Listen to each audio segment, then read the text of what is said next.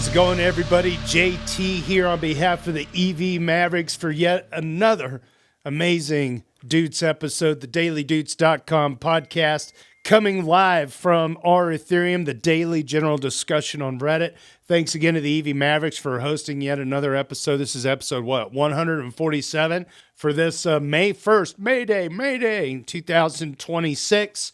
I got LogrisTheBard on stage here on Discord. Logri, how in the heck are you doing, my friend? Been busy doing DAI stuff, writing books, Doing the things, all right. Well, it's so good to have you along for the ride.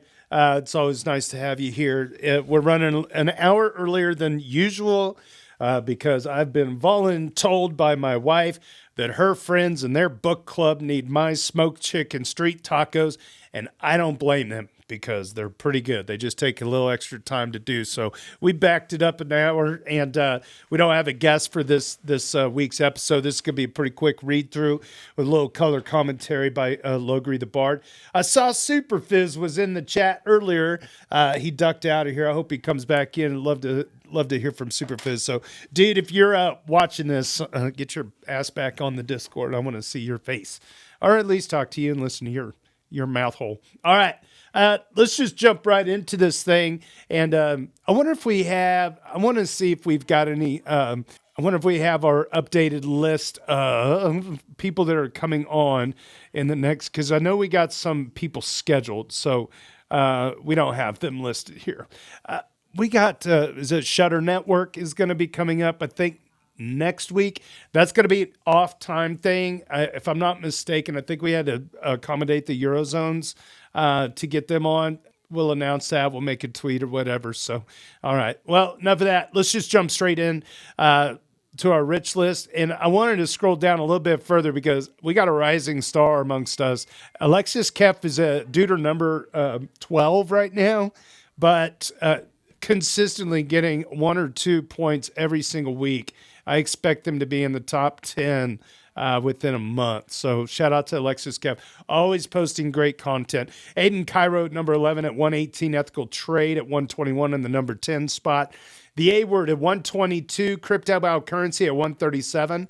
Henny Abu at 138. JS Tears in the number 6 spot at 153. Tricky Troll at 178. Benito 2030 at 183. Superfizz is at 247. LogrisTheBard at 261, earning a point this week. And Harog is still dominating the top of the list at 348. Harog is a machine, no doubt about it. So that's your leaderboard for this week. All right, I guess we'll just jump right into these Doots of the week. Our morning roundup. Mini Miner 1 chimes in Ethereum, $10.09, gives us a price of $22.85 on the price. Alexis Cap at 0.0295, edging the 0.03 slot after we've dipped below it. So we're kind of maintaining a little sideways action on the ratio. Our haiku of the week, courtesy of JS Tears, randomly happy, social media yappy, AI still scrappy. How does he do it, JS Tears? How does he do it? And don't forget, Ethereal News with our roundup. Number 21, fellow moderator AB Kothub taking over Evan Van Ness Week in Ethereum News. DeFi United technical implementation plan to restore RS-ETH backing. What is that? Logri, do you know what this RS-ETH backing thing is? The implementation plan? Oh, this was like locked out of a contract. It's that huge hack. It's related to the RS-ETH was the asset that the Layer 0 bridge got compromised. That's right. So they had a bunch of unbacked Layer 0 ETH, RS-ETH, and then that contagion spread eventually got into Aave as collateral. They borrowed a bunch of stable coins, created a bunch of bad debt. And the question was, what do we as an ecosystem do about that? Right. So it's a kind of I mean, every podcast you go to has some opinion about this. I have my opinion, but we're kind of a week late to the topic. Anyway, what they're voting on even today, I believe, is a bunch of the DeFi ecosystem has come together and said, we're going to find the ETH amongst us to plug the hole. So I think there's about $60 million of ETH that's being voted on by the Aave DAO right now for their portion of it. But there's been, Kelp has owned some responsibility. Layer 0's owned some responsibility. Just instead of everyone just pointing fingers and saying it's your fault, they can all say, okay, we all need to work together to fix this. Seems like a healthier outcome. Yeah. And now they're trying to plug the holes so that there's going to be some amount of loss, but quite manageable by the WETH holders and Aave. There's going to be some amount of loss, but quite manageable for the RSETH holders. There's going to be, just kind of socialize the losses in a cooperative and organized way. Gee, if It's a only very the mature outcome government for could. what is. Yeah, like. This is for basically being crypto anarchy. This is a surprisingly organized, mature, cooperative outcome. I'm really proud of our ecosystem for how they handled the fallout. But this whole thing shouldn't, in 5 years, this whole thing shouldn't be possible, right? We should be using more based rollups. What happened with the layer 0 bridge is not possible there. We should be using more native rollups. What's happened there, again, is not possible there. We should have clearer insurance primitives. There is an insurance thing I talked about in the daily the last week, I want to say. And they've launched a wrapped vault that basically takes your auto compounding vault position, and now it says it's insured. And paying for the insurance isn't like a policy you buy separately. You're not selling some no token on a prediction market or some other awkward thing. Right. You just deposit into here, it wraps it, and it takes the payment for the insurance out of the rate of the self-compounding protocol. So you'll pay like 1% of your 5% or something, and now the position's insured, right? Well, this is good news. I mean, honestly, like if there's some kind of socialized loss, but also like an outcome that kind of makes things better moving forward, and it's done in a decentralized way. I mean, that'll be a use case to be studied, in terms of governance and ownership of fraud or hacks or whatever. Yeah, I don't like that we have to exercise those muscles, but Yeah. it's one thing to have a contingency plan playbook for if something goes wrong. Yep. In case of emergency break glass type of situation. But if you never use it, you don't really know how effective it's going to be when something goes wrong. So when these Right. things happen, and I don't like when they do, but when these things happen, it does pay to carefully study where the friction is, and so that we can exercise those muscles more effectively when things go wrong. We're more prepared and effective. Very good. Thank you. Also in Ethereum news, Solidity 0.8.35 and Status Network merging into the Linnea stack. You can reach all of those headlines and more at ethereal.news. This is week number 21, ethereal.news. Our shitpost of the week, because we always like save the best for first by a fellow moderator, 12 Meatballs. There is a link on X here, or on X cancel, saving you a click. Holy F-bomb.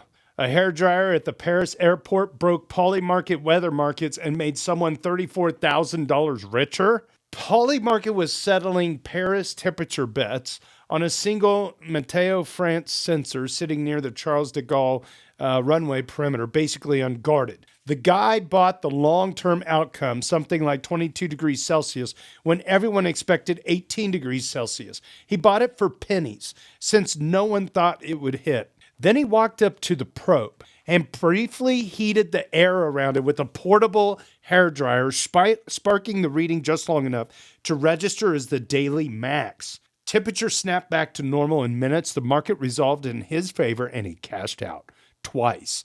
On April 6th and April 15th before Météo France And was caught. And now charges have been filed because this is just plain old-fashioned fraud. It doesn't matter. It's through Polymarket. It does this is just fraud. This isn't a blockchain thing. You could for ages you could go to the boxing match and buy out one of the fighters to throw the match, right? And it's just fraud. It has nothing to do with Polymarket. You're just manipulating an oracle.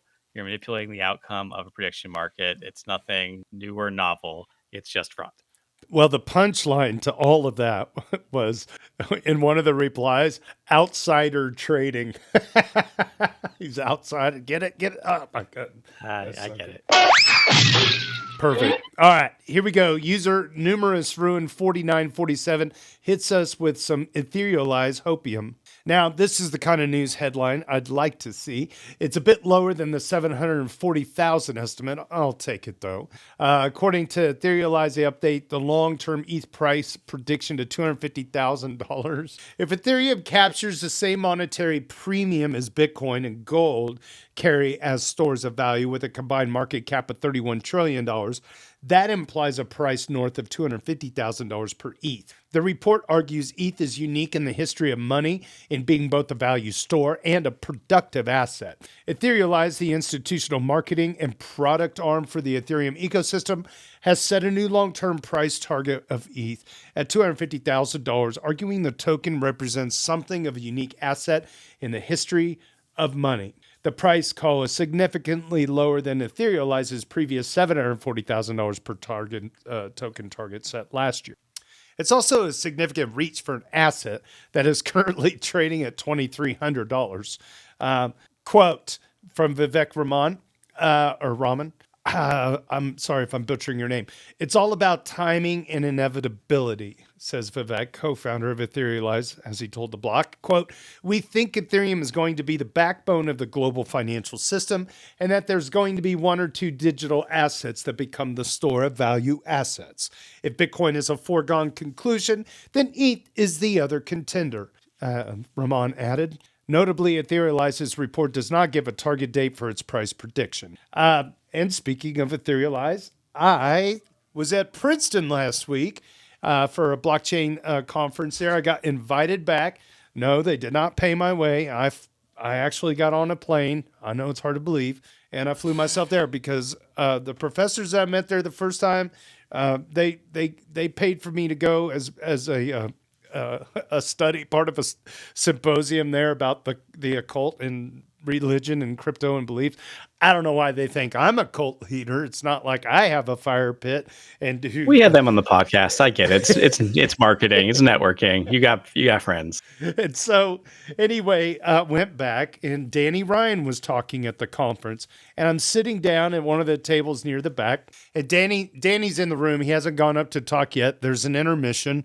And actually, Trent Van Epps is sitting next to me, who I've known for a while. And I've met Danny once at ETH Denver, but he knows who I am. And I know, obviously, who he is through Reddit from years ago.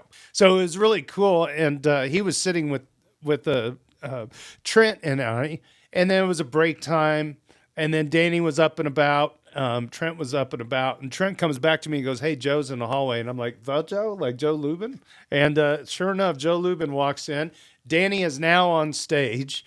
And I look back, Joe's standing at the back of the room, and I just point to the chair next to me. I'm like, come have a seat, dude. And he did. So shook his hand, said, appreciate everything. And I'm one of the Reddit moderators, and that's immediately when he blocked me in real life. No, I'm just kidding. He's really sweet. I didn't ask for a picture or anything like that because it's not that kind of an event, and I did not invite him for barbecue, not yet anyway. So seems to be a really nice guy, and then that was that. So it was just kind of neat to be like Trent Van Epps is coming off of the whole situation with being let go from the Ethereum Foundation, and then Danny's there with Etherealize. I asked Danny what he was doing. He said last Friday he was going to speak before a Senate or a Congress subcommittee in the banking realm. I think it might have been a closed door thing. I don't think it was a public thing. But yeah, they're out there. Etherealize is out there. They're grinding in Washington. They're doing the work. I mean, I just saw on Reddit, somebody had posted today. And in fact, I just want to open this up because I want to get the number correct. I was having a conversation with somebody yesterday, like, what's going on in Ethereum? Is it like, what's happening? Well, somebody posted today, I got to find it here, a new record. This is by Duder number 7, Better Lucky Than Good, a new record, April 28, 2026. Ethereum had 3,627,491 daily transactions. Okay, so that kind of answers it for me. And I wish we had our friend on that joins us sometimes. Oh, what's it? Not DeFi. Not DeFi. Grow the pie. Yeah, Grow the Pie. I wish we had Martin on with Grow the Pie to take us through that. So, but anyway, long story Story's always the short, same. Adoption's up and to the right. adoption is I up mean, and to the right. we keep having them on, but That, that's the answer every time. and that's what I was talking to my friend at lunch yesterday about was like you meant we had the speculative hype, right? And then the price far outweighed like the general usefulness or whatever. And then Yeah, and then it Vitalik said, "Did we inverted. earn it?" And then, Yeah, then we and went then down for 8 years. Thanks, V. yeah, and then like inverted. Like the growth is a hockey stick, but the price is stagnated. It's just markets are Well, funny the like that for now. crypto sentiment has basically never been, at least like normie sentiment. The average population opinion of crypto has like never been lower. Yeah, We well, I don't think you're getting a normie bid on this anytime in the next 4 or 5 years. We yeah, have to. They're going to start using Ethereum without knowing it. yep, I But agree.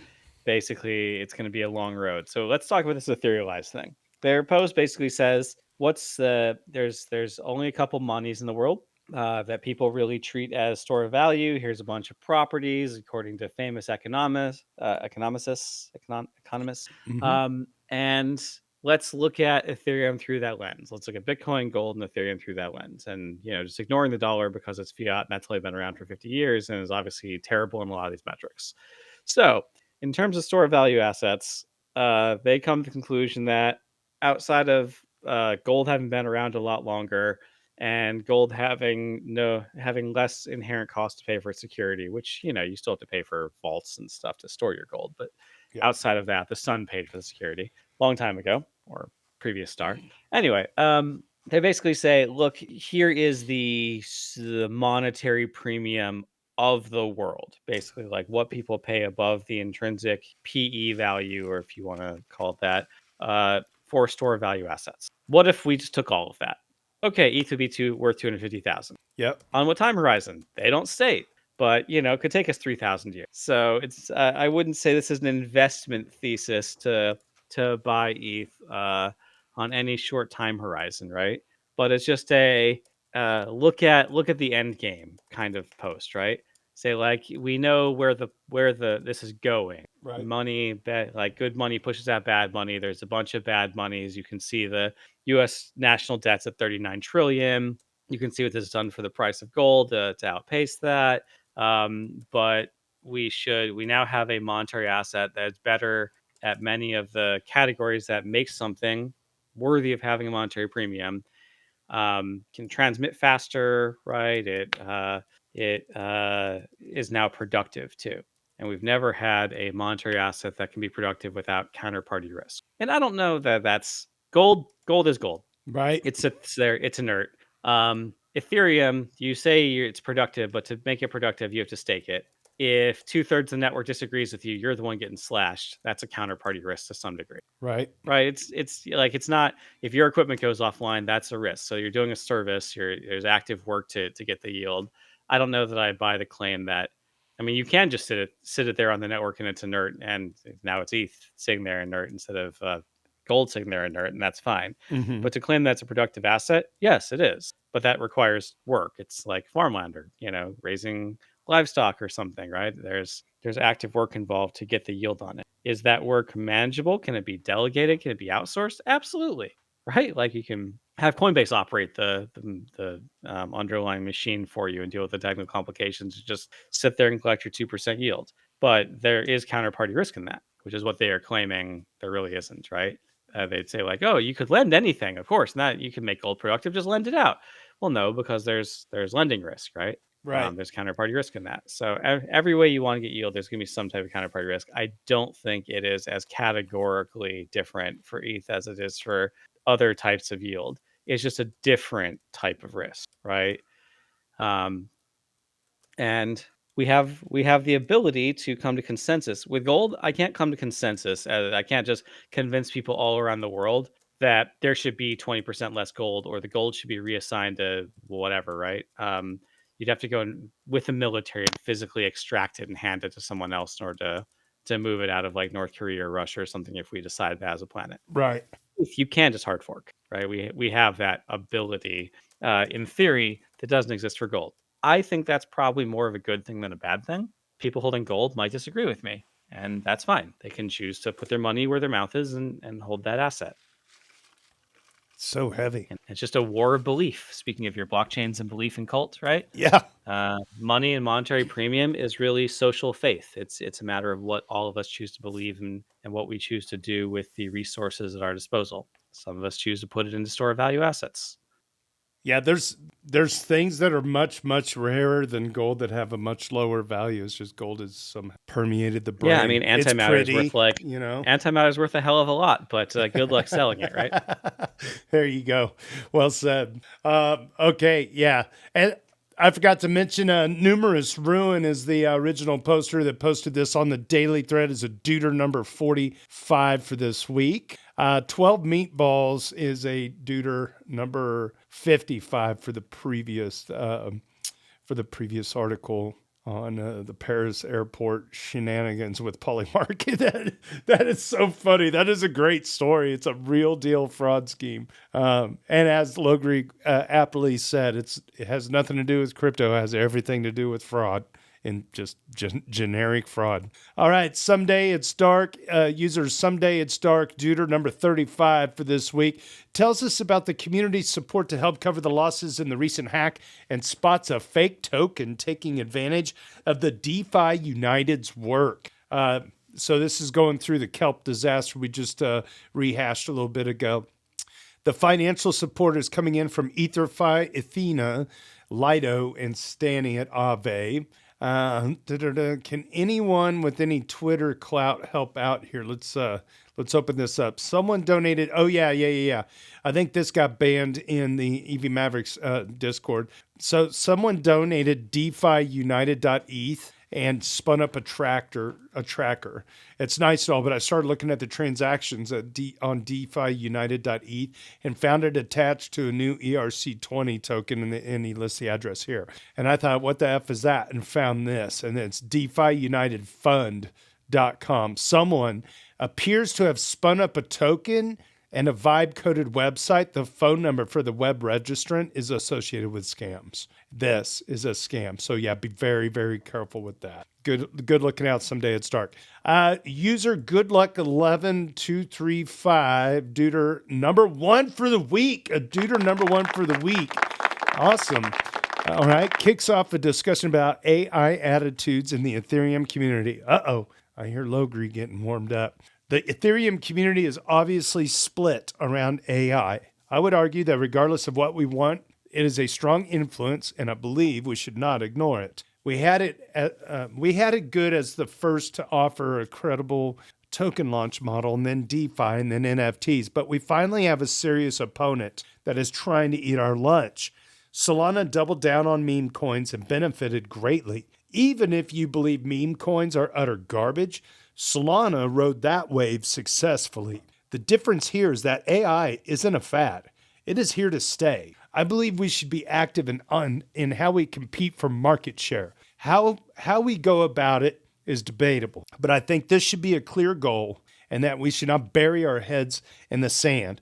I'm going to double down on that point, and I really wish I could pull up the data. So if somebody out there wants to give it in the chat on Discord, that'd be awesome. There is a data point that was even adjusted for inflation.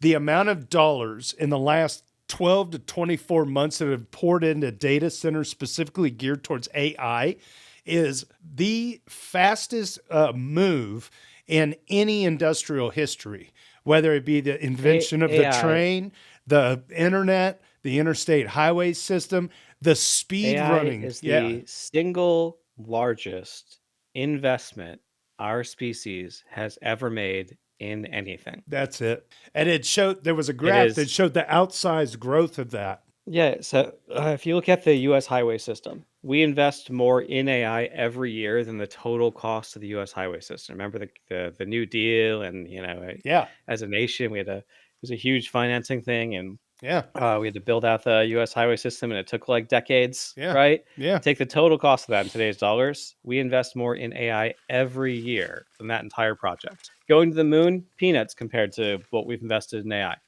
Yeah. And it seems to be accelerating. So I think the framing on this post is a little bit wrong. Of course, we're competing for attention, right? And of course, we're competing for investment in dollars. There's narratives for why you invest in something because you expect it to grow. And if something else is expected to grow more than you, then it starts to get that month. It starts to get a premium. That the PE goes up basically, right?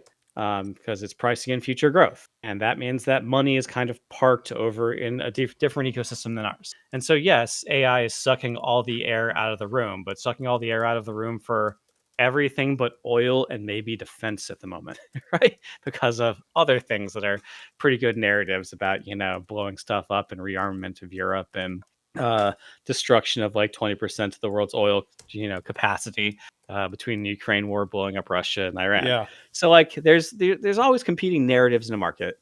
AI is a very good narrative, and it's partly believable because you can go and try it for yourself, and it's a compelling product. Yeah. I see a lot of people that complain about AI is not being effective for them. I have no idea what they're talking about. That means they don't know how to use it. That's fine. There are plenty of tools that are going to take people decades to learn how to use. But the power users of AI, we had the Hans Gruber right about the other day. He's like Hans. 100 times more effective, right? Yeah. I'm probably 3 to 5 times more effective, but I'm auditing every line of code. I know artists who are easily 10 times more effective, right? I'll jump. I'm Um, going to jump in on that. I just literally out of the blue, I got a call from an old high school classmate of mine, and he's been in software for years. And he calls me up and he's like, "I need your help making video stuff for 3 companies I'm building," and he's using 4 to 5 different AI engines to produce these companies. And he's like, I'm building "It's AI crazy." pipelines for. I'm basically doing like a lot of my consulting at work at the moment is building last mile AI integration into the business workflows of my partners. So it'd be like, oh, you want to use AI for, or I think AI would help you save a lot of labor for this. I'll kind of review their business processes and offer them some suggestions for automation, and then scope out what the integration points are with the human processes that they have, Mm-hmm. and then pick apart one of those boxes and make an AI that does that skill or that task very well. And then the next, they'll be like, oh, that was great. What else can you do? Right. And then I'll start combining one skill with another skill into, or one task with another task into a skill. Or I'll start combining multiple skills into like a synthetic role. And you can keep constructing the hierarchy of this. That's basically you're define the lines of delegation of responsibility between people. That's what roles are. Yep. And within those roles, there's individual skills and how they fit together. And then within those skills, there's individual tasks and how they signal to each other. And I'm extracting kind of the domain knowledge of the corporate structure of the partners I'm integrating with, and then figuring out what the most ripe for automation things are. And so far, that's a lot of we've got a PDF over here, and I want to rip that thing apart and extract standardized data from it, which AIs are just phenomenally good at. And the systems that we had before are not, right?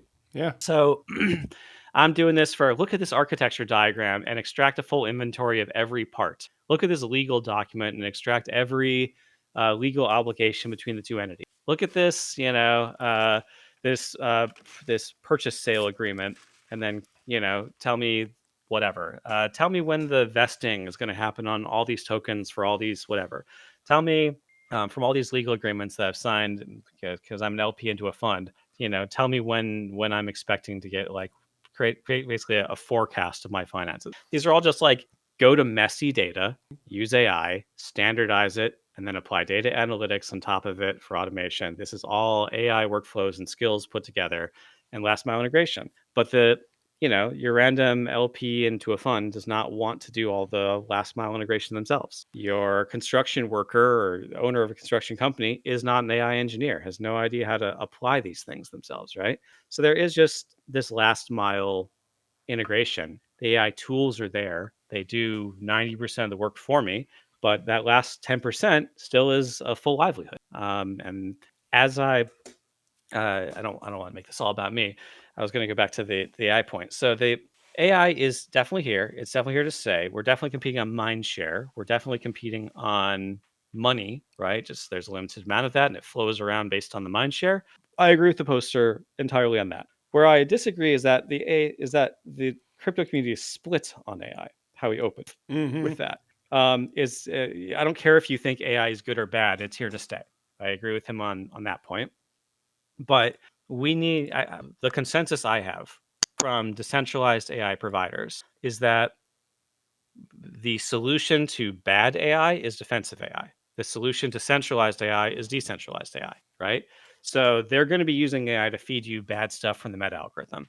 You need a spam filter, just like Yeah. we have ad blockers. We had ads all over the internet, and we had ad blockers, right?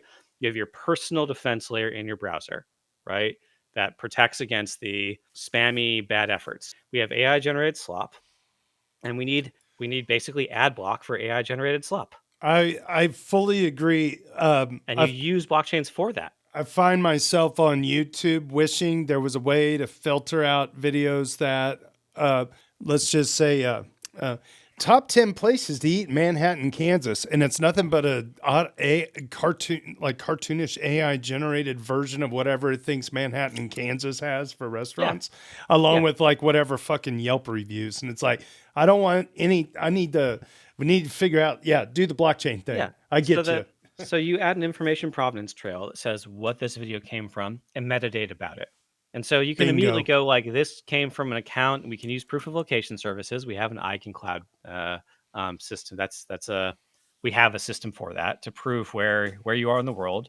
You prove where you are in the world. You get metadata on that, and you can say I don't want to see any Russian bot farm stuff. Yep. Like period. Right.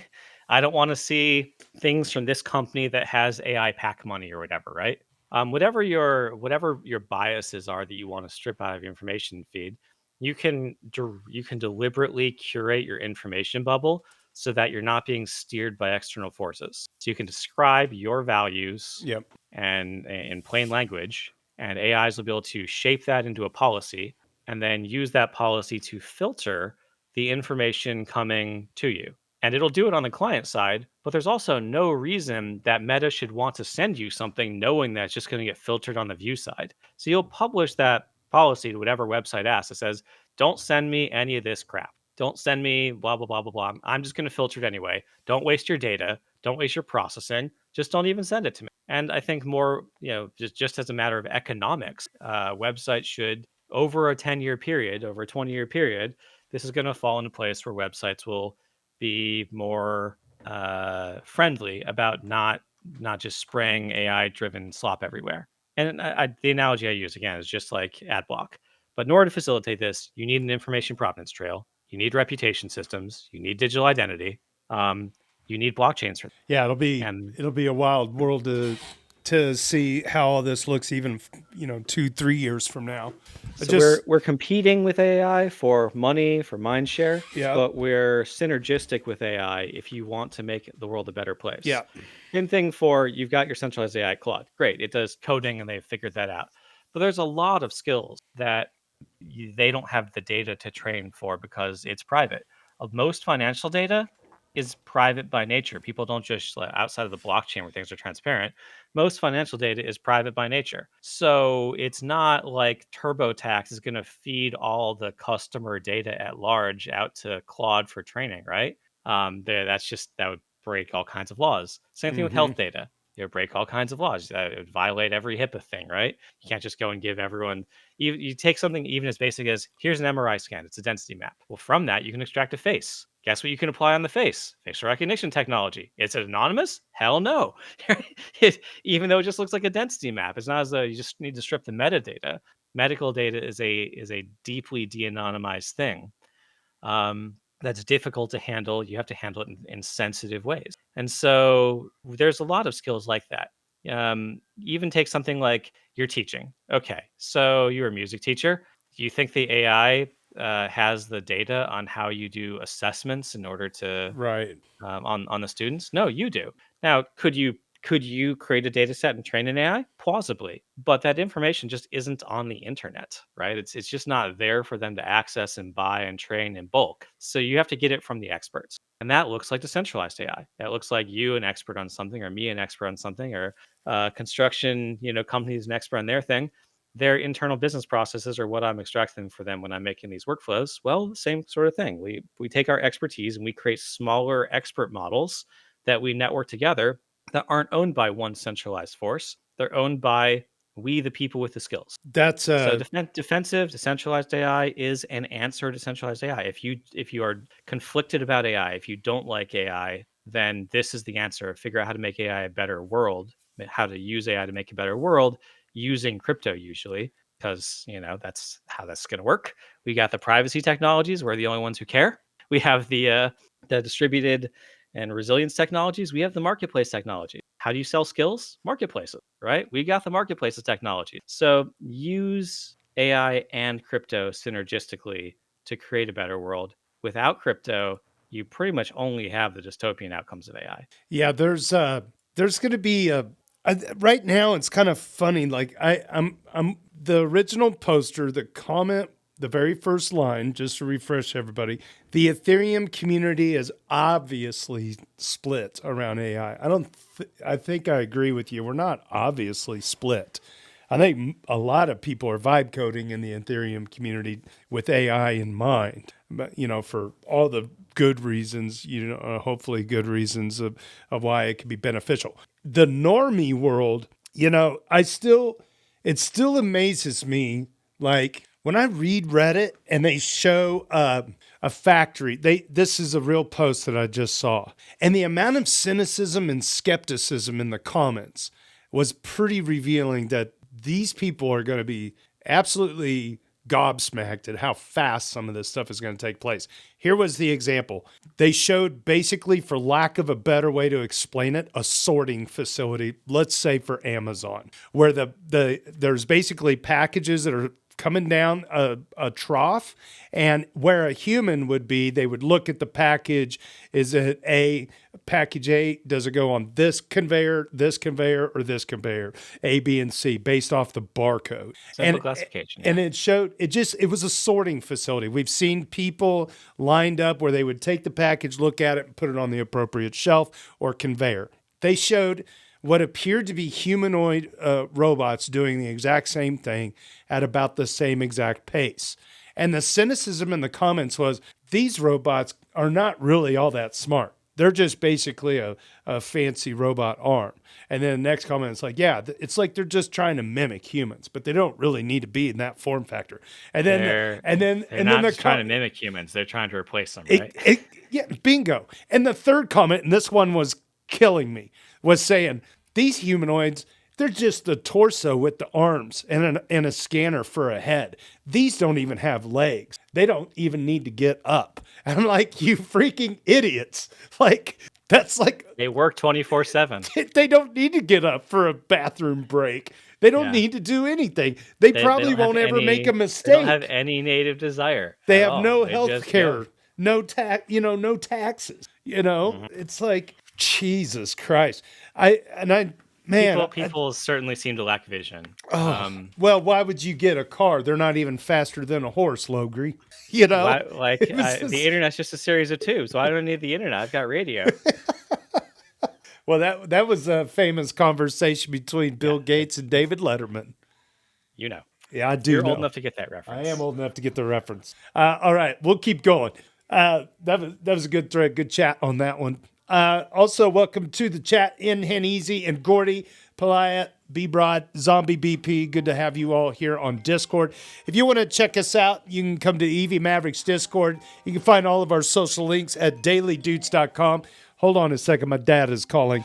I'm going to see if he's got a dad joke. Let's do this live. Hey, Dad, I hope you have a dad joke, because I'm in the middle of a podcast, but I got you up to the speaker, or up to the microphone here, if you got a quick dad joke, and then I'll let you go. I do. Okay. And, if I donate a kidney, everybody calls me a hero.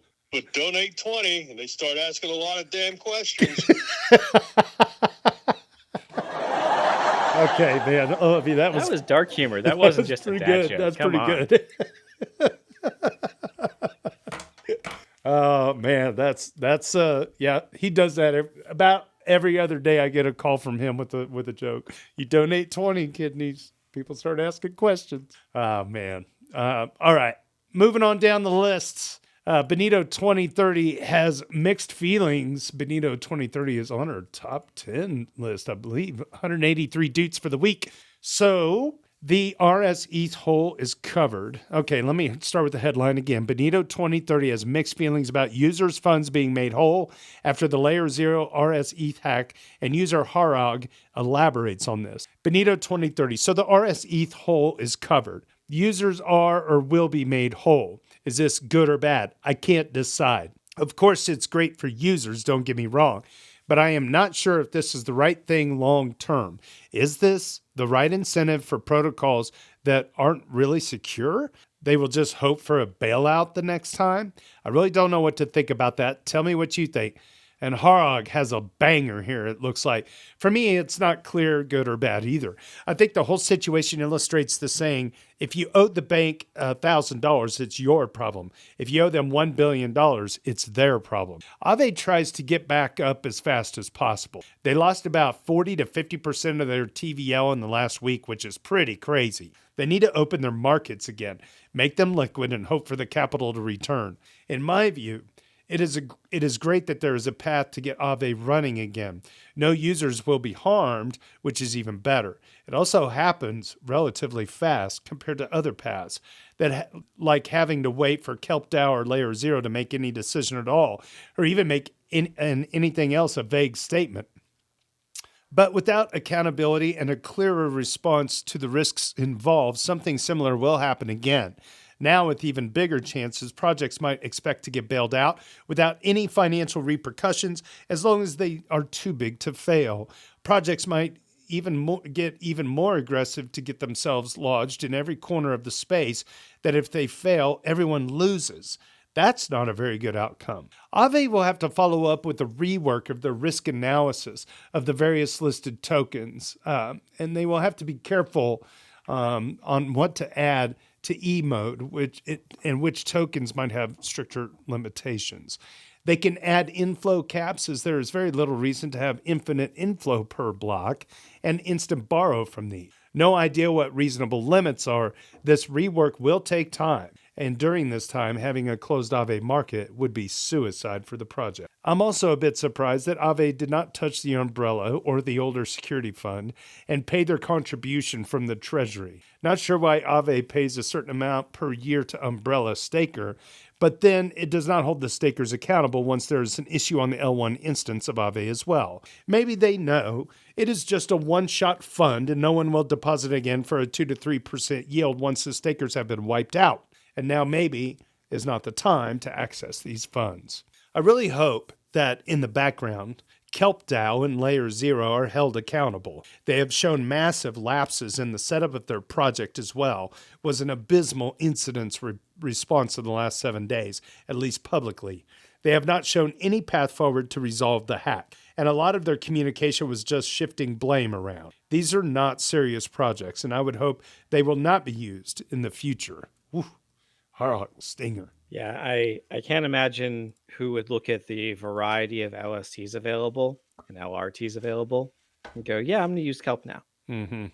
So- Once this is resolved, like you just find an LRT that's more professional in its communication and find one that said, here's our response. We weren't hacked, but here's our response, right? Right. We are using more than we carefully choose our bridges and here's our selection criteria. We carefully, when we do use Layer 0, but we had a 3 of 3, whatever, relayer system. So this couldn't have happened to us, right? Whatever it is, find an LRT that's more responsible and just switch to that. And the market should kind of sunset Kelp DAO more quietly. As to Layer 0, I think the answer is, again, native and based rollups. We shouldn't be using bridges. I mean, we use bridges for convenience because of optimistic rollups, but we need to be, as an industry, working towards sunsetting optimistic rollups in favor of based and native rollups, where these things just are not possible. Very good. We've had how many bridge hacks over the last 10 years? It's dozens, right? Is it? Big ones? Yeah. Yeah, I knew there was a lot. I didn't know we were all the way over 10. Yeah, over the last 10 years, there have been dozens of bridge hacks. Well, They're not always Ethereum ones. There's been bridge hacks on Solana. Oh, okay. Yeah, I was just, I guess, focusing on the Ethereum ecosystem. But to your point, you will still need bridges between Bitcoin, Solana, ETH, whatever. But within the EVM ecosystem, we should be able to use based rollups and eliminate the need for bridges in our ecosystem entirely. And that would have entirely prevented this problem. Would you assume that at least some of the bridge hacks, that the bridges were the bad actors? No, not creating usually. a bridge, hoping to catch people. You're suggesting that they hack themselves. There have definitely been more than one admin key compromise. That Boating accidents.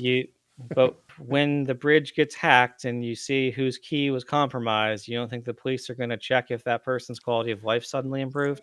It's kind of hard to walk away with $30 or $200 million. Yeah.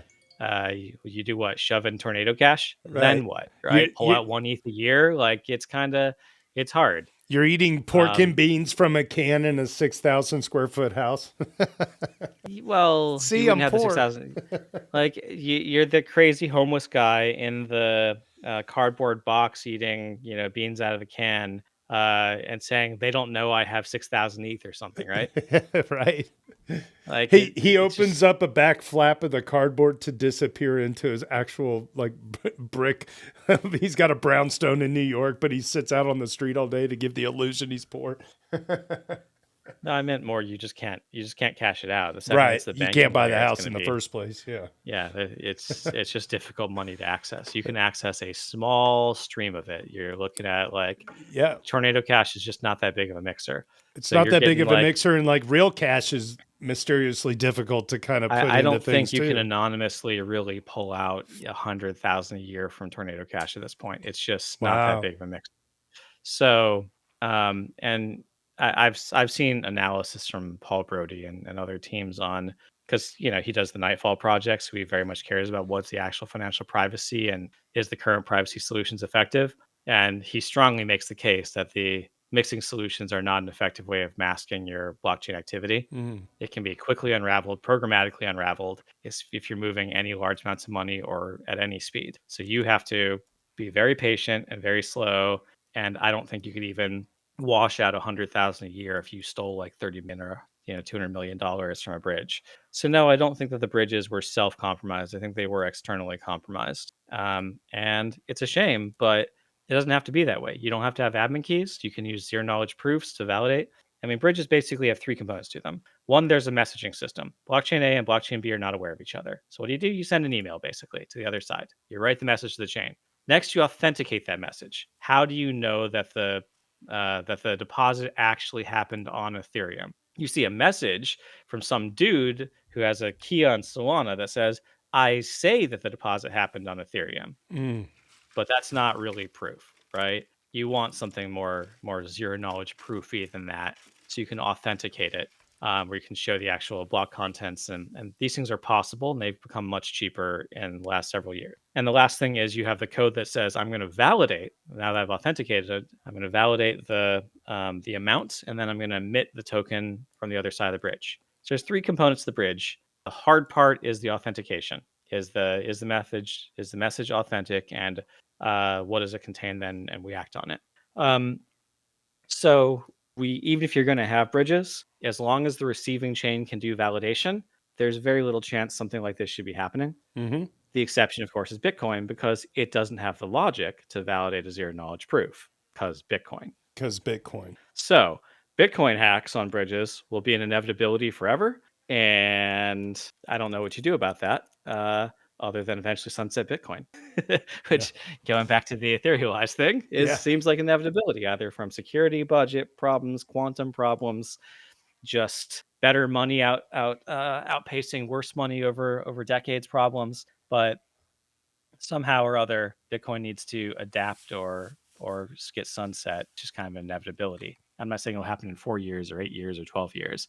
But it's not making it to 2120 or whenever the final issuance cuts off, right? It's just not making it that far. Gotcha. Without patching.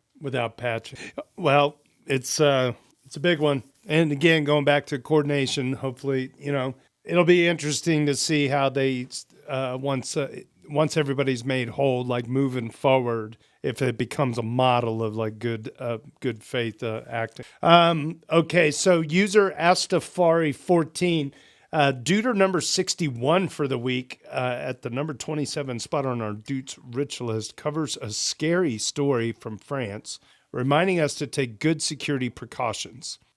A French tax official was arrested for selling crypto investors' home addresses and financial records to criminal networks. 41 kidnappings followed, one every 2.5 days since January of this year. That's crazy. Oh my gosh. 41 kidnappings. The criminals didn't need to hack anything. They bought a list from someone inside the government. France is the most dangerous country in the world right now if you hold crypto and someone knows about it. This was posted on X by Mario Nawfal. This worries me too, Astafari14 on Reddit.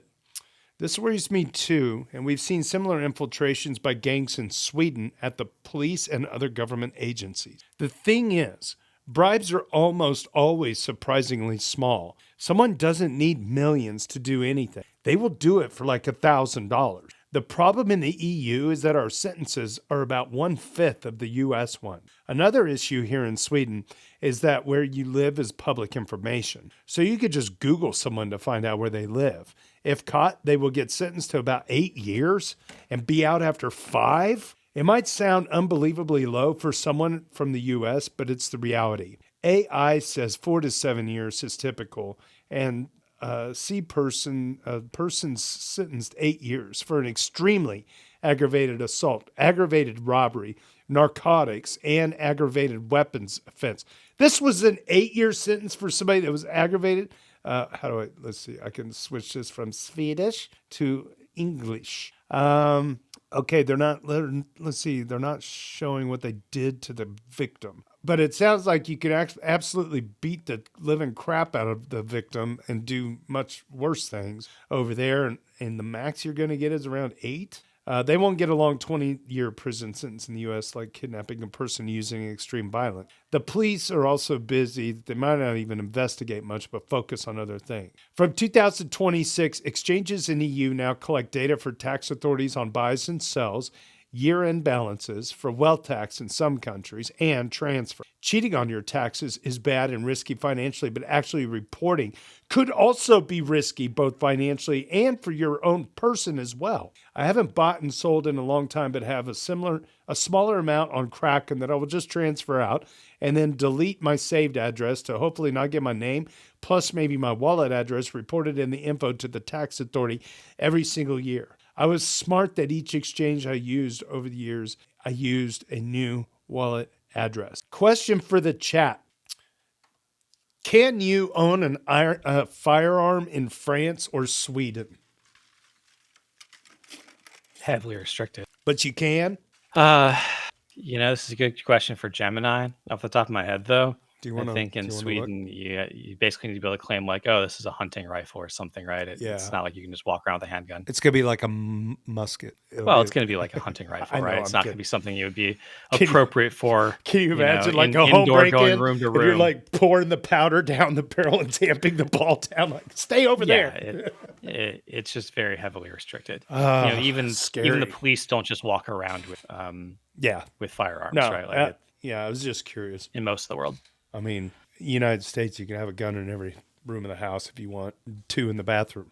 Okay, which has its own problems. But if you're like a crypto native, Yeah, so the thing about... It's a deterrent. The thing that makes crypto so ripe for this type of stuff is that there's no reversibility. Yep. And people will say like, oh, that means the crypto isn't fit for a new financial system. But you don't have to reverse the chain. You just have to reverse the token. And let's say we go back to the Aave hack. What could they have done about it? One thing they could have done is say, look, you can borrow 5 or 10 million, right, up to our insurance maximum, basically, instantly without any check. But if you want to borrow 250 million, if you ever want to borrow enough that's actually an existential threat for the protocol, something's going wrong, which, how many people borrow 250 million? How often does that happen? You can wait 2 days, right? And the money could be borrowed and it could sit in an escrow contract for a time lock. That the governance contract has the ability not to steal, but reverse, right? This is not a lot of logic. Yeah. This is entirely achievable. It would have prevented this hack. For these kidnappings, you could do something very similar. I've got a wallet, and the policy on the wallet says you cannot extract more than 1% of the contents in a day without going through a time lock. So let's say a week or something, right? And so, yes, there's the assets, but the assets are not just in the wallet, they're in this escrow lock that says in order to get out of there, you need the approval of this other signer, and that's only going to come if you, if you comply with the security policy in the smart contract wallet, right? So these are all achievable things. You don't have to reverse the chain. I don't have to go to Ethereum and say undo the transaction. Right. I just have to say, well, the money moved once, and now I have the authority to move it back within a certain time lock, which is all TradFi really does. You just code that on smart contracts on chain, and with a little bit of signing logic for something that resembles a multisig. This is like, Yeah. a summer project. And think of all the hacks I could have said. Remember when was it Bybit or Buy something? They got the $1 billion hack last year. Big time. Yep. Yeah. All they need to do is say if you wanted to have more than, $10 million move or whatever the normal number would be, you need a higher threshold of signers. So Right. you hack their software like you did, and then it tries to move and it goes, right? Someone that's not even at their company would refuse to sign because it doesn't conform with the policy. And they'd go like, well, why isn't the money moving? And then they'd look deeper and find out that they actually tried to authorize a bunch of money to move to not the right address because their software got compromised, right? When they really went into debug it, they'd find that. They'd have changed it and it would have saved them $1 billion. Again, a single summer intern project could have saved them $1 billion there. A similar type of solution could have saved Aave $300 million, in bad debt just last week. These are just kind of like trivial security additions that as an ecosystem, it's embarrassing that we're 9 years in and haven't cracked. Let me talk to Ethereum Lies about that. Bring them on the podcast. Let's talk about what we actually need for the world to use Ethereum more broadly, what banks are going to require, because this type of reversibility to court decisions, the ability to freeze things and outbound, it's really appropriate for large sums of money. When you're dealing with existential threats, amounts of money, increased levels of oversight is just a sensible thing. Yep. And it's not something that. So, anyway, this is achievable. This is not. This is not a difficult smart contract logic or a difficult project at an architecture level. Literally, I could make this in a year. Yeah, it'd be just. It's crazy. Like, yeah, it's the fungibility of it that makes it so appetizing. And I'm gonna go back for rewind just a little bit before you think that I'm like a complete gun nut or something like that. Just I also understand the risk of having a bunch of weapons in the house that could also get stolen, right? So now you got even more well-armed attackers out there. So you gotta be judicious about all that stuff. I was just curious if like these countries. Let me put it this way. If I lived in those countries and I got attacked and somehow made it out alive and relatively unharmed, at least physically, like I think the government ought to automatically grant you a concealed carry permit or at least own firearms from that point forward because you're a known target, especially if the government itself compromised you in the first place. This is the bullshit of the telecommunications systems in the United States because T-Mobile has had there's all kinds of lawsuits out there about crypto specific customers, their SIM card data, AT&T also, these users that are on their platforms, their SIM cards are getting SIM swapped because the data was sold internally to specific crypto hackers. It happened to me. The best way to protect data is to not have it. Yeah. If you have data, it's at risk. Yeah.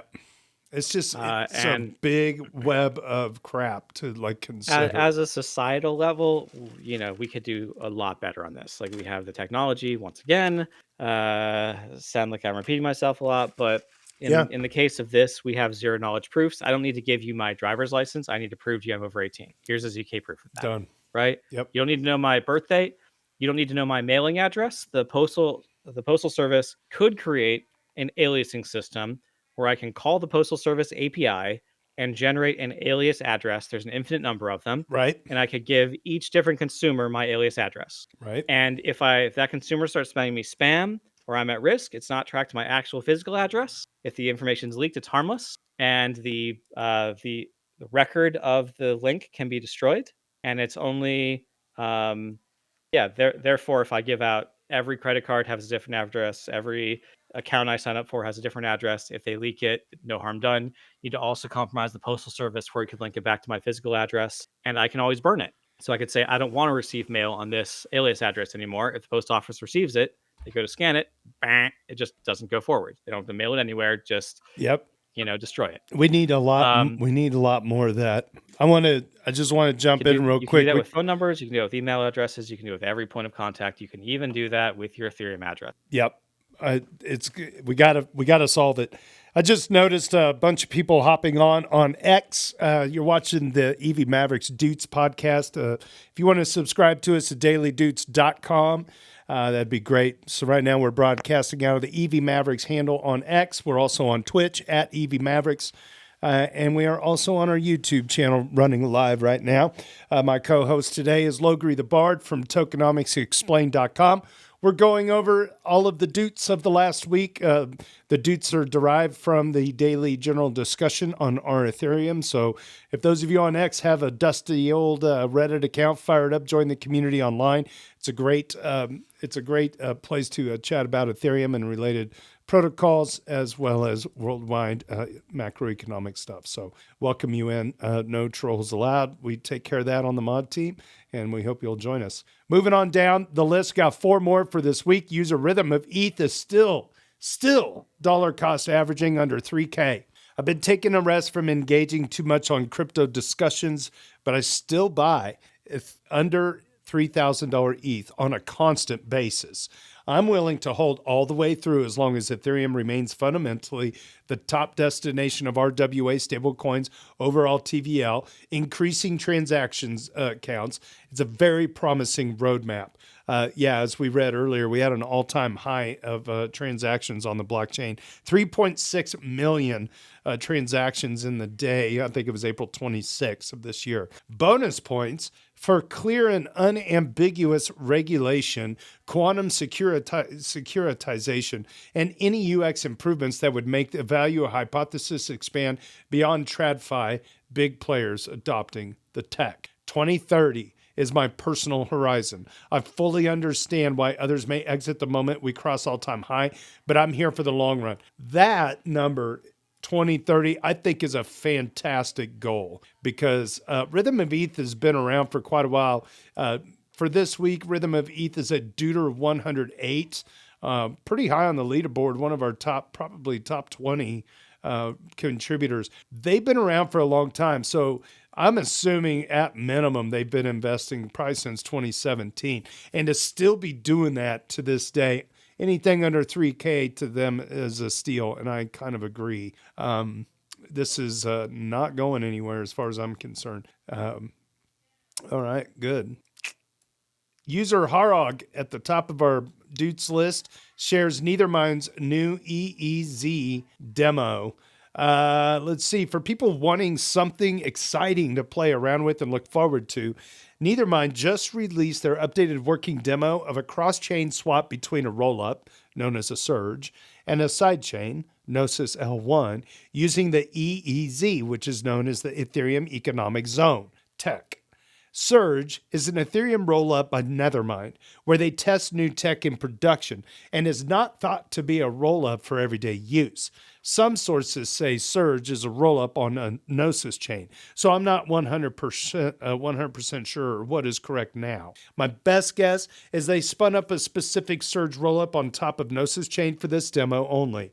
To the best of my knowledge, Surge is a based rollup using real-time ZK proofs to prove that the current state is the correct one without having to execute any transactions.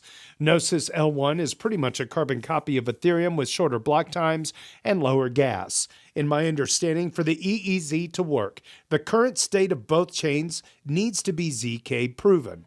Surge does this already, and Gnosis chain then apparently also does. Maybe a real-time ZK proof already.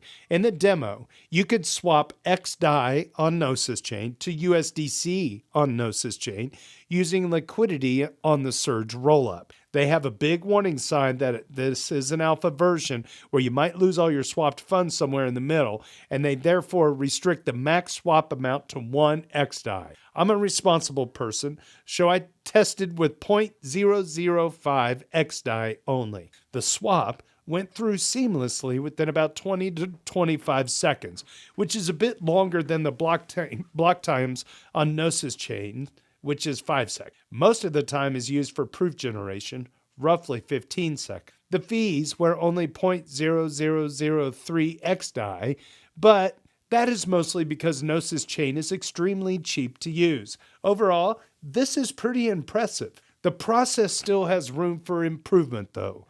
You need a smart wallet, which is created for you. Then you need to transfer your funds over to it to be able to swap it. The user interface guides you through the whole process, but there are a few steps you need to do. I guess many of these things can be abstracted away at some point. The swap also uses quite a bit of gas.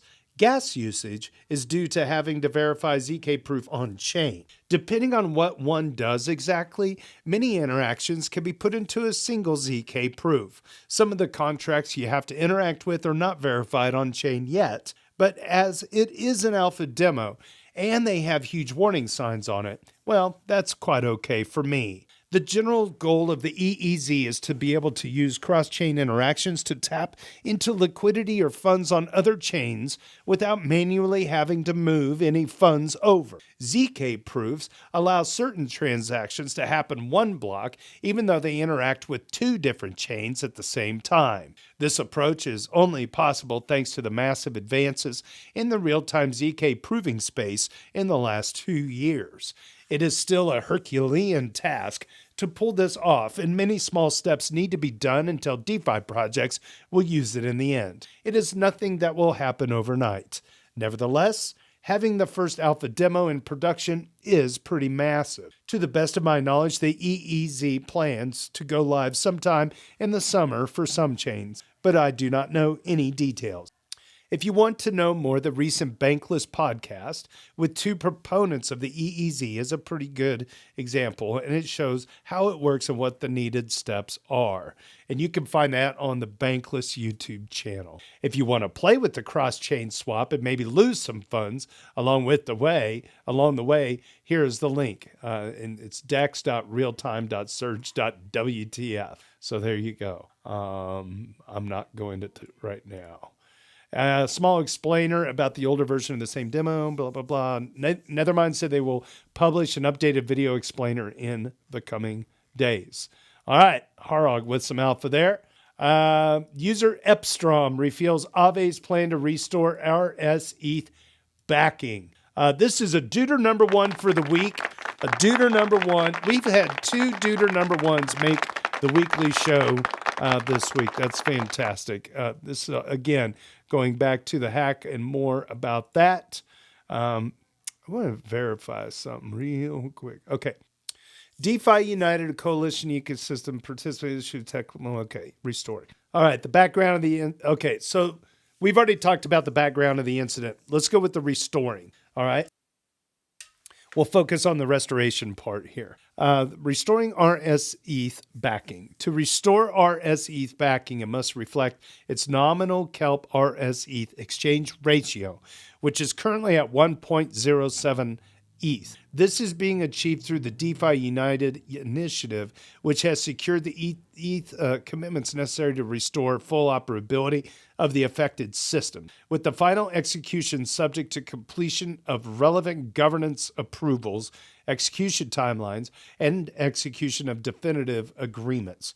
Subject to the successful execution of the plan, RS-ETH's backing will be fully restored by depositing ETH into the bridge lockbox, and there's a link to that apparently. Okay, so there's quite a bit of stuff here. I'm not going to read it all. I'm going to go with the, let's go restoring normal market operations. The restoration of RS-ETH backing and the clearing up of affected positions can be executed in parallel. This final phase of the restoration process involves unpausing and unfreezing RS-ETH and ETH across all affected instances and restoring the loan-to-value ratios for ETH and any other assets whose configurations were temporarily adjusted. Here's the considerations. This is probably the meat of the whole thing. While the plan is designed to restore RS-ETH backing without socializing losses, execution is subject to the following risks. DeFi United has secured sufficient ETH commitments to restore full backing, but deployment remains subject to finalizing agreements and governance proposals. Closing the affected positions requires governance proposals to pass and execute directly on both Ethereum and Arbitrum. Deliberate interference by the attacker could result in incomplete deficit accrual, requiring additional liquidation steps to fully resolve the position. Layer 0 and Kelp have implemented additional security measures ahead of resuming bridge operation, though residual risk remains until those measures are validated in production. In line with this approach to risk management, ETH to RS-ETH conversion and lockbox deposits will occur in several tranches. The successful coordinated execution of these steps as planned ensures that RS-ETH backing is fully restored and all affected markets are stabilized. Progress will be communicated publicly as recovery efforts advance. Okay, so that's a big overview of all that stuff. Thank you, Epstrom. Duder number 1 for the week. Hey, we got a few more people tuning in on X. Welcome in. This is our last dude of the week, Rhythm of ETH, getting a double shout out this week, thanks to the A word. All right, very good. User Rhythm of ETH believes in leaving the issuance curve alone. Dun, dun, dun. No issuance curve changes. We keep it exactly like it is. You want deflationary ETH? Then focus on chain adoption, especially if you're a big player currently lobbying to push out small stakers. You can F-bomb all the way off. Don't touch the issuance curve. Invest in adoption. Invest in decentralization, please. We are only having this weird community discussion across crypto Twitter and research because people are anxious about their ETH not doing a 10x. I think I saw, let me go over here to the old X, and I want to look up Evan Van Ness because I think Tom Lee responded about something. I want to see. He said they're fine with changing the issuance. Yeah, that Tom Lee is? Yeah. Yeah.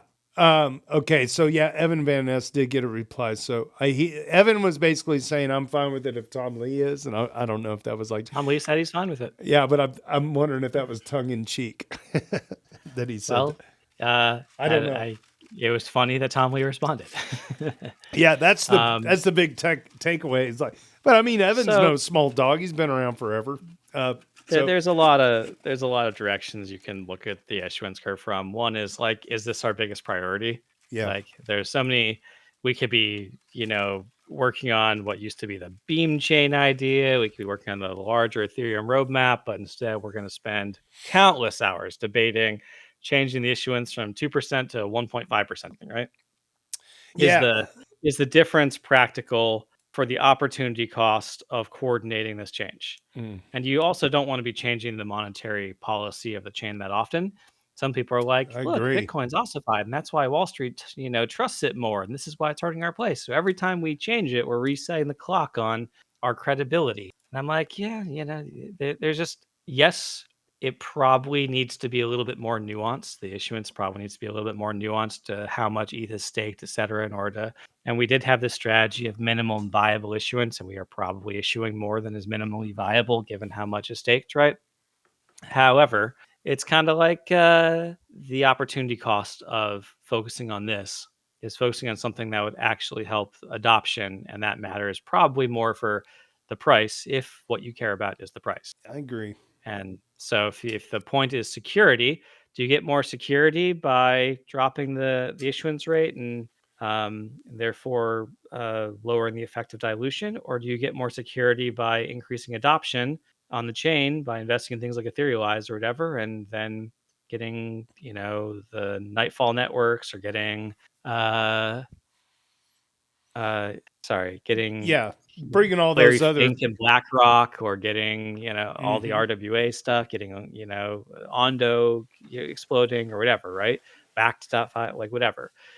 If we can get more adoption, that's probably going to do more for the network security than the effects of lowering issuance by however much the more nuanced take would be. When did lowering issuance become like a topic, and who started the topic? Oh, geez, the issuance, like we've wanted to lower the issuance every time we've had a difficulty bomb going back in proof of work. People wanted to lower the issuance, right? Right. Every time when we were cutting over from proof of work to proof of stake, it was a huge discussion. We need to do this as soon as possible to lower the issuance. We were deep in crypto winter, and ETH was valued at $80. People were like, oh, it's all issuance's fault, and I'm like, no, it's probably all those ICOs selling the giant bags of ETH everyone gave them for vaporware. That's Yeah. probably more the seller To that's your- driving the price. To your point, I feel like all of that has always been the case. Issuance has much less to do with it. It's the amount of theft and grift and dumping. Theft, grift, Yeah, dump. sure. Ruining the public perception of ETH, not responding with even common sense type of security,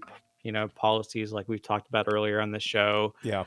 Just not really being adults in the room Right. has hurt in the room of the world and in finance has really hurt the chain adoption and the price much more than 2% issuance versus 1.5. Yeah, I agree. Yeah, it's very well said. So I'm fine with discussion saying we're gonna have a more nuanced take on the issuance, but like that's about maybe 20 down my list of priorities for what Yeah. I'd like the chain developers to be focusing on right now. Yeah, Like it's way down there. it's easy FUD. It's just such an easy FUD on crypto Twitter. That's why it gets so much attention. But I mean, you're kind of messing with people's money. And yeah, so I think the philosophy, correct me if I'm wrong. My read on the situation is if the protocol works more on reducing issuance than like gaining adoption, that's pretty malaligned.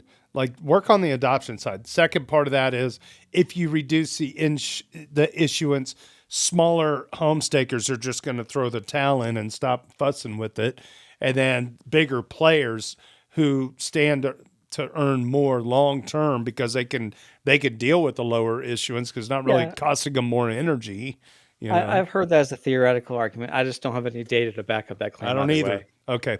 That's why I was just getting your pulse on there's plenty of home stakers on Rocket Pool that are just doing like, you think Nixo's going to throw in the towel if the issuance is reduced? Like, hell no. Right. She's just going to do it to secure the network. She's doing it because she values Ethereum itself and what, the positive change it can bring to the world, not because she's after an extra 0.5% yield. It really won't make a difference to a lot of the give it the first 20,000 slots, Right. On the Beacon chain. Those accounts are probably not there just to chase you. Right.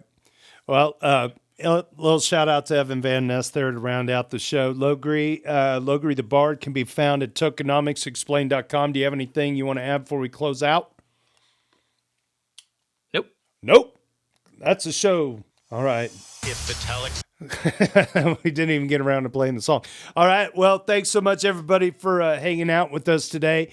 I'm getting ready to jump off of here and go make some smoked chicken street tacos for my wife's book club and all of our fish-eating friends, and we're going to have a good time in the afternoon. It's a beautiful day here in the Kansas City area. Hope everybody's going to have a great weekend. Get out there and enjoy the beautiful weather wherever you are. If you're having beautiful weather, I hope you are. And that's all I got. My name is JT. I'm with the EV Mavericks, the EV Mavericks staff. Thanks again to the daily general discussion contributors. And, of course, Tricky Troll for gathering all of these Doots every single day. 12 Meatballs stepping in when Tricky goes camping. And the A-Word for producing this weekly list. And thank you to Hanny Abu for producing dailydoots.eth, where you can go subscribe to this madness and help support the show. Hope you guys have enjoyed the show. Episode 147 is in the books. On behalf of the EV Mavericks staff, my name is JT. Cheers and big hugs from Kansas City.